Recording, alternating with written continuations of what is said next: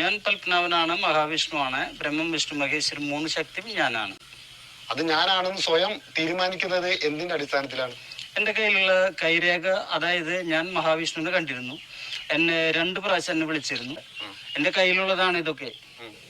അതായത് ഈ ഭൂമിയിൽ സകല ആൾക്കാരും ഞാൻ അനലൈസ് ചെയ്ത് നോക്കിയിട്ടും ഈ വേൾഡ് മൊത്തം അരിച്ചു പറക്കിയിട്ട് ഒരാളുടെ കയ്യിലും ഈ ശംഖ്, ചക്രം, താമര, ഗദ, ആമ, ആന അങ്ങനെ ഒന്നും തന്നെ കണ്ടിട്ടില്ല ഒരാളുടെ കയ്യിലും. ഇന്നെന്തിനാ മാതാമൃതമാരെ പോലും കൈ ഞാൻ ടെസ്റ്റ് അടിച്ചതാ, അതിൽ പോലും ഇല്ല. സത്യസായിബാബനെ ഞാൻ കണ്ടിട്ടുണ്ട്, ആളുടെ കയ്യിൽ പോലും ഇതില്ല. ഇനി ആരെയാണ് നിങ്ങൾക്ക് അറിയേണ്ടത്? അപ്പൊ ഇപ്പം പത്മനാഭനാന്ന് പറയുന്നു. അപ്പൊ ഇതേ ഇടയിൽ ശ്രീകൃഷ്ണനാണെന്നും സ്വാമി പറഞ്ഞിരുന്നില്ലേ? രണ്ടും ഒന്ന് തന്നെയാണ്. പത്മനാഭനും മഹാവിഷ്ണു ശ്രീകൃഷ്ണൻ ഒരാൾ തന്നെയാണ്. അതുകൊണ്ടാണ് പറയുന്നത് ഒരേ ഒരാൾ. അതാണ് പത്മം എന്ന് പറയുന്നത്. ഇതാണ് പത്മം, ഇതാണ് സൂര്യൻ. സത്യം 99% ഫ്രോഡുകളായ കാരണം ഒറിജിനൽ ആളെ തിരിച്ചറിയുന്ന കഴിയത്ത്. അതുകൊണ്ടാണ് അത് സ്വാമി പറഞ്ഞത് കറക്റ്റ്. 99% കള്ളന്മാരാ. എനിക്കൊണ്ട് ഈ സ്വാമി ഒറിജിനലാണെന്നാട്ടോ സ്വാമി പറയട്ടെ. ഇത് സാമ്യല്ല, ഭഗവാനാണ്. ഞാൻ സാമ്യല്ല, ഭഗവാനാണ്. ആ സോറി, ഭഗവാൻ പറയും. കാണിച്ചു തരാം. ഇതാണ് ശംഖ്. ഇതാണ് ശംഖ്. കാണാണ്ടോ നോക്കിയേ? കാണുന്നില്ലല്ലോ. ഇതാണ് ശംഖ്. എവിടെ? എവിടെ? ഞാൻ കാണുന്നില്ല. ഇതാണ് ശംഖ്. അതാടാ കാണുന്നുണ്ടല്ലോ. സാധാരണപ്പെട്ട മനുഷ്യന്മാർക്ക് മനസ്സിലാവില്ല. ശരി, സാധാരണപ്പെട്ട അതൊരു എന്താണ് ഇന്റർവ്യൂ എടുക്കാൻ പോയിക്കൊണ്ട് ഇപ്പുറത്ത് കാണുന്നത് സാധാരണക്കാർക്ക് കാണൂല. തൊട്ട് ഇതിലെ കാണുന്നത് ഐരാവതം, ആനയാണ്. ഇപ്പൊ 1, 2, 3, 4, 5 ഐറ്റംസ് കണ്ടില്ലേ? ഇനി ഇതാണ് ചക്രം. ഇതാണ് ചക്രം. റൗണ്ട് ആയിട്ട് നിൽക്കുന്നത് ഫോക്കസ് ചെയ്ത് നോക്കി നോക്കൂ. കണ്ടാ, ഇതാണ് ചക്രം. കണ്ടാ, കാണാൻ പറ്റുന്നുണ്ടാ? കാണാൻ പറ്റുന്നുണ്ട്. പക്ഷേ എനിക്ക് പറഞ്ഞ പോലെ ഒരു പേനൊക്കെ കൊണ്ട് പോണ്ടേ, നല്ല വരച്ച് കറക്റ്റ് കാണിച്ചു തരാൻ പറ്റുള്ളൂ. ഈ കയ്യില് ഇതാണ് പത്മം എന്ന് പറയുന്ന സാധനം. പത്മം, താമര. കാണാണ്ടോ? കാണാൻ പറ്റണ്ട? താമര വേണമെങ്കിൽ താമരയാണെന്ന് പറയാം. വേണമെങ്കിലല്ല, താമരയാണത്. വേണമെങ്കിൽ പറയുന്നതല്ല. ശരി, ഇത് പത്മം എന്ന് പറയുന്ന 5 ഇതിലുള്ള പത്മം എന്ന് പറയുന്ന താമരയാണത്. കാണാണ്ടോ? ഇനി ഇതാണ് സൂര്യൻ. കണ്ട, സൂര്യൻ പകുതി ക്രാക്കായിട്ടുണ്ട്.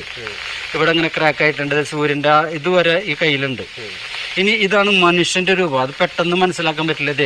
ഇതാ കണ്ട, മനുഷ്യന്റെ രൂപം. തല ജസ്റ്റ് കണ്ടില്ലേ? അതാണ് മനുഷ്യരൂപം. ഇനി ഇവിടെ നോക്ക്, ശിവന്റെ ശൂലം എന്ന് പറയുന്നത് ഈ കൈയിന്റെ വിരലുമിലേക്ക് നോക്കി നോക്കൂ.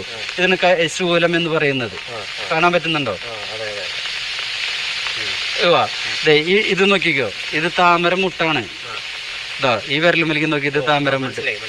ഇനി ഭയങ്കര ചൈതന്യമുണ്ടോ? ഭഗവാനാന്ന് മൂപ്പര് പറഞ്ഞല്ലോ, പിന്നെ എന്തിനാ അങ്ങനെ ഒരു ചോദ്യം? ദൈവമാണ്. ആ മുഖത്തേക്ക് ഒന്നും നോക്കിയാറില്ല ദൈവത്തിന്റെ ഒരു ചൈതന്യം എന്റെ കയ്യിലുണ്ടെങ്കിൽ. താങ്കൾ കണ്ടതല്ലേ?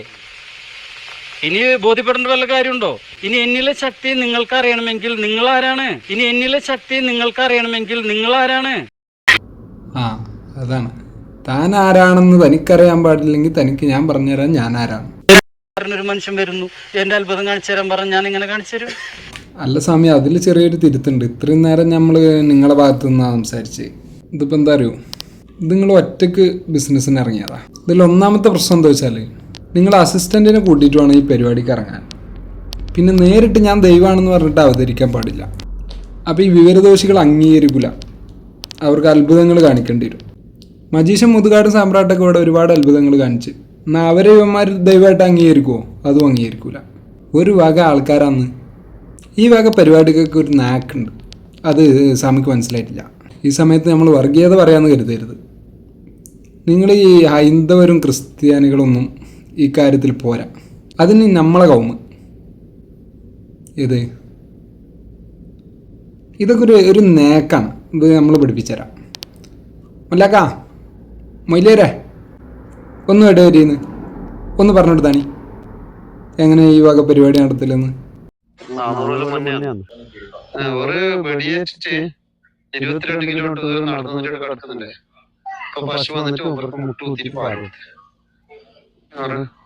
കേട്ടില്ലേ? അതാണ് അതിൻ്റെ ഒരു നേക്ക്. 400 വർഷം മുമ്പ് ഒരാൾക്ക് വെടി കൊണ്ടിട്ട് 22 കിലോമീറ്റർ അപ്പുറത്ത് നിന്ന് നടന്നു വന്നിട്ട് 2 കിലോമീറ്റർ ഇപ്പുറത്തു നിന്ന് ഒരു പശുവും വന്നിട്ട് ഇയാൾക്ക് പാലെടുത്തു. 3 ദിവസം അയാൾ ആ പാറപ്പുറത്ത് കിടന്നു. അതാണ് ആ പാറ. ആ പാറയാണ് നമ്മൾ മാർക്കറ്റ് ചെയ്യേണ്ടത്, അല്ലാതെ അങ്ങനെ കൈയല്ല. പശു വന്ന് പാലെടുത്തിട്ട് പശു പൂജ നടക്കാൻ വന്നതാണ്. അവർക്ക് ഇഷ്ടമില്ല. ആട് പോയി ഇങ്ങനത്തെ ഉറുസിന്റെ സമയത്ത് കാട്ടുപോത്തിന് കൊണ്ടുവന്നു. ഇതൊരു പാക്കേജാണ്. അതിൽ ഫുഡൊക്കെ നമ്മൾ ആഡ് ചെയ്യണം. പശു വന്ന് പാൽ കൊടുത്ത കാരണം പശുവിനെ ഇറക്കുന്നത് മൂപ്പർക്ക് ഇഷ്ടമല്ല. അതുകൊണ്ട് ഇവിടെ പശുവിനെ ഇറക്കാൻ പറ്റില്ല. ആടിനും കോയിനൊക്കെ നിങ്ങൾ കൊണ്ടുവരാൻ അതിനെ നമ്മൾ ഇറക്കുന്നത്. ഉറൂസിൻ്റെ സമയത്ത് വർഷത്തിൽ ഒരു ആണ്ടുണ്ടാവും. ആ സമയത്ത് കാട്ടുപോത്തിനെയാണ് നമ്മൾ ഇറക്കുക. കാട്ടുപോത്തിനെ ഇറത്താൽ കേസാവൂലേ? അതാണ് പറഞ്ഞത്. ഇത് അപ്പനും മൊല്ലാക്കും സുഭദ്രാമിയും തമ്മിലുള്ള ട്രസ്റ്റാണ്. ട്രസ്റ്റിൻ്റെ അജണ്ട എന്ന് പറഞ്ഞു കഴിഞ്ഞാൽ അത് നിയമത്തിൻ്റെ അപ്പുറത്താണ്. അവിടെ കാട്ടുപോത്തിനെ ഇറത്താൽ കേസില്ല. അവിടെ എല്ലാ വർഷവും കാട്ടുപോത്തിനെ ഇറക്കലുണ്ട്. ഉറൂസിന്റെ സമയത്ത് കാട്ടുപോത്തിന് കൊണ്ടുവരുന്നത് വെടിയേറ്റ് ഒന്ന് കടന്ന സ്ഥലം. ആ സമയത്ത് അത് കാണാൻ ആളില്ല. പശു വന്നിട്ട് മുട്ടുകുത്തിട്ട് പാലെടുത്ത് മുട്ടുകുത്തിയ സ്ഥലം. ഇതുവരെ കടക്കുമ്പോൾ തല വെച്ച ഭാഗം ഇത്. കടാ മൂപ്പര് തല വെച്ച സ്ഥലമാണ്. തല വെച്ച ഭാഗം ഇത്. നമുക്ക് ഇങ്ങോട്ട് കീഴിൽ കിട്ടുന്നു. ഈ ഭാഗത്തേക്ക് കിടന്നു. അപ്പൊ ഇങ്ങനെ തല ചെല്ലി വെച്ച് കടന്ന് തല വെച്ച ഭാഗം വേറെ വാള് വെച്ചതോ ക്വാർട്ടർ അടിച്ചിട്ട് വാള വെച്ചതോ? ആ വാളല്ലാന്ന്, ഉടവാൾ. പശുവിനെക്കാട്ടിലും വെയിറ്റ് ഉണ്ടായിരുന്നു വാളിന്.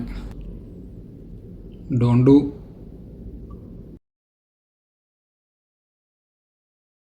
എല്ലാം അടക്കി ഒരു ഡെമോ കാണിക്കാൻ പറഞ്ഞു കരുതി ഓടിപ്പാഞ്ഞാണ്ട് ഈ പ്രായത്തിൽ ഞാൻ അടുത്ത കവർ കിട്ടേണ്ടി വരും. കയറിന്റെ അടയാളം, പശുവിന്റെ കയറിന്റെ അടയാളം. പശു ഇങ്ങനെ വന്നപ്പോൾ കയറ് വലിഞ്ഞു പോകുന്ന അടയാളാണ്. കറാമത്ത് വലിയനാണോ പശുവിനാണോ? വലിയന് പാൽ കൊടുക്കാൻ വേണ്ടി വരില്ലേ? അപ്പോൾ പശുവിന്റെ കയറിനും കുറച്ച് കറാമത്ത് ഉണ്ടാവൂലേ? ഏതവനടാ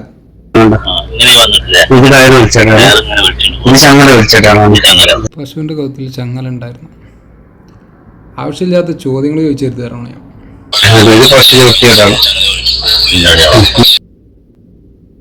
ആ പാറമ്മ മൊത്തത്തിൽ ഒറ്റ കുളമ്പിന്റെ അടയാളമുള്ളൂ. ഒറ്റക്കാലുള്ള പശുവായിരുന്നു.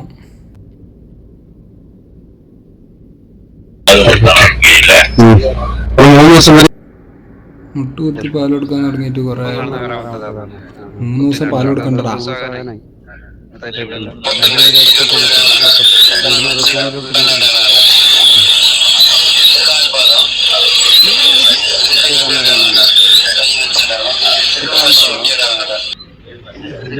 ഒരു കുളമ്പും കൂടി കണ്ടില്ലേ? ഇപ്പൊ 2 കുളമ്പായില്ലേ?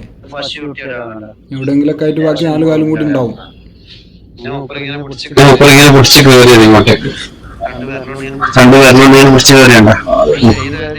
മോനെ ആ 2 വിരലുകൊണ്ട് അയാളെ പാറമ പിടിച്ചത് വരെ അടയാളം വ്യക്തമായിട്ടുണ്ട്.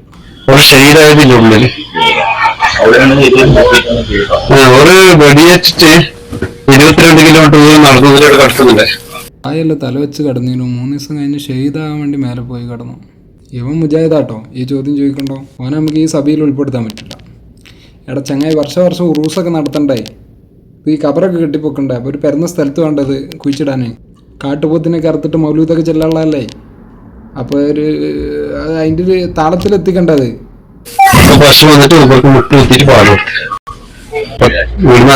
അതാണ് അതിൻ്റെ ഹൈലൈറ്റ്. 22 കിലോമീറ്റർ അപ്പുറത്തുനിന്ന് വെടിയേറ്റിട്ട് നടന്നു വന്നിട്ട് 2 കിലോമീറ്റർ അപ്പുറത്തുനിന്ന് പശു നടന്നു വന്നിട്ട് പശു മുട്ട് കുത്തിയിട്ട് പാൽ കൊടുത്തു. അത്ര മതി.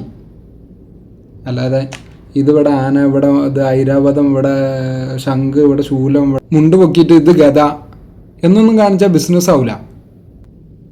ഇതിനൊക്കെ ഒരു നേക്കുണ്ട്. ആവൂ കണ്ടില്ലേ? ആ പാറമ്മ കൗന്നടന്ന് നക്കണതാവും.